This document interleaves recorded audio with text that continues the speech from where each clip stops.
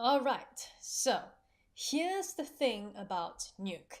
Nuke is a software that comes up with lots of releases and updates all the time. If you can, try to keep yourself up to date with the latest developments in Nuke, for the problem you could be experiencing now might just be solved with the next release.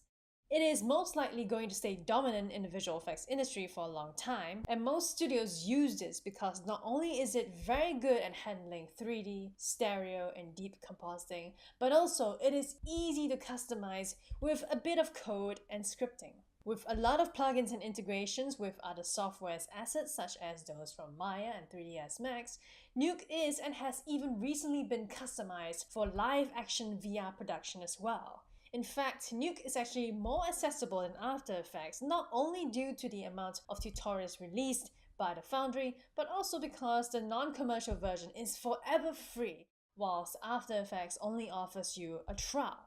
Sure, the non-commercial has some limitations as discussed in our past lessons, but it is free to learn and practice and also to render up to 1080p. Not bad.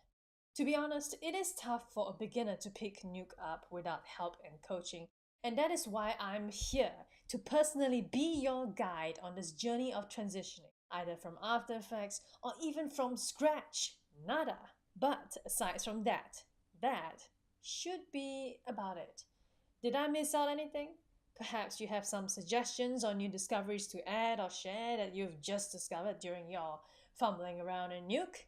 Well, go ahead and post on the Q&A board any thoughts, questions, comments, or suggestions. If not, let's set those nukes on fire!